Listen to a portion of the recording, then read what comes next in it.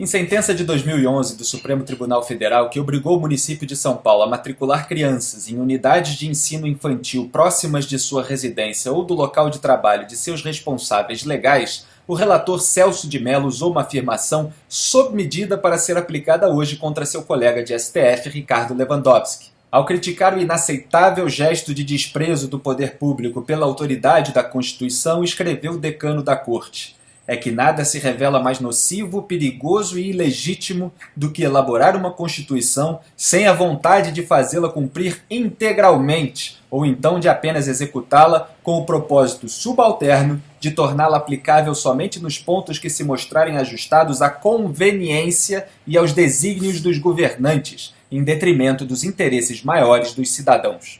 Exato, nada se revela mais nocivo, perigoso e ilegítimo do que o fatiamento inconstitucional, mas conveniente para o PT, da votação do impeachment de Dilma Rousseff, determinado por Lewandowski.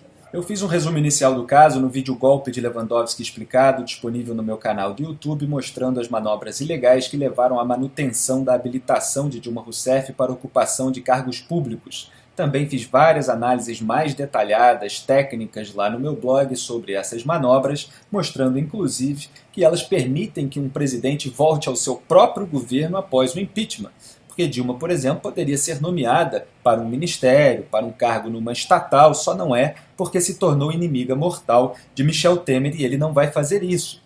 Apresentei também quais são as opções que o STF tem no julgamento dos mandados de segurança impetrados na Corte contra esse fatiamento inconstitucional e que pedem a inabilitação de Dilma para a ocupação de cargos públicos. Também mostrei que Lewandowski não tem peito de ir à televisão justificar as suas manobras ilegais, então manda os seus assessores, que distorceram na Globo News o artigo 52 e a Lei 1079 do impeachment para justificar as manobras do chefinho. Apesar de tudo, o atual STF prefere varrer a sujeira de Lewandowski para debaixo do tapete. O Globo informou nesta quinta-feira, 8 de setembro, que o STF tende a não modificar o julgamento de Dilma. E nos bastidores, isso que é importante, ministros do STF têm conversado sobre essa encruzilhada jurídica que envolve a polêmica.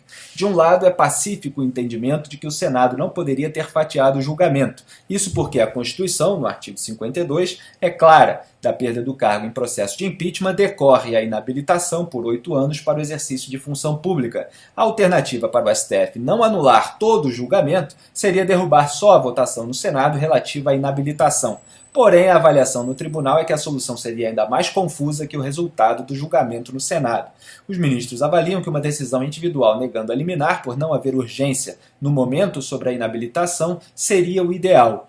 A discussão sobre esse tema no plenário da Corte ficaria para o futuro, quando o impeachment de Dilma não for mais uma comoção nacional. Pautar o assunto agora, logo após a condenação do Senado, acirraria ainda mais os ânimos no mundo político e nas ruas, avaliam os integrantes da Corte. Obviamente, Lewandowski contou com essa lerdeza, essa moleza, essa condescendência, esse corporativismo do STF quando articulou com a defesa de Dilma a manutenção dos direitos políticos da petista. Ele sabia que a anulação da sessão final do julgamento causaria vários problemas, porque Michel Temer já saiu de lá como presidente diretamente para a China, tomando decisões presidenciais que poderiam ser invalidadas em caso de anulação. Ele sabia também que quanto mais o tempo passasse, mais decisões presidenciais seriam tomadas e mais traumáticas seriam as consequências de uma anulação geral. Tanto é assim que, horas depois daquela matéria do Globo, a ministra Rosa Weber negou 5 liminares contra o fatiamento do impeachment e deu prazo de 15 dias para resolver pendências de outras 5 ações. Quer dizer, não deixou tudo para depois, deixou só metade, mas é a metade mais robusta, a metade mais importante, porque é referente às ações impetradas pelos maiores partidos e parlamentares. A aparente solução encontrada pelo Supremo é esperar que você, cidadão brasileiro, esqueça o golpe de Lewandowski, que você, cidadão brasileiro, pare de protestar contra Lewandowski, pare de pedir o impeachment de Lewandowski, que a imprensa pare de fazer notícias sobre a inconstitucionalidade das decisões de Lewandowski, pare de entrevistar juristas, para que então o STF possa varrer para baixo do tapete a sujeira de Lewandowski quando você estiver distraído, não mais prestando atenção. E o pior é que na segunda-feira, 12 de setembro, Carmen Lúcia assume a presidência do STF em lugar de Lewandowski, que assume a vaga de Carmen Lúcia na segunda turma do STF, responsável pelo quê? Pelo julgamento dos processos da Operação Lava Jato. Quer dizer, Lewandowski reforça a defesa de Lula no Supremo Tribunal Federal. O Brasil se livrou da pior presidente de sua história, pelo menos a tirou do cargo, mas ainda tem muito o que fazer, como se vê, para se livrar da infiltração petista em todas as esferas de poder. Enquanto isso, Dilma Rousseff vem morar aqui no Rio de Janeiro, na rua Joaquim Nabuco, a 200 metros da praia. Dilma é a coxinha de Ipanema.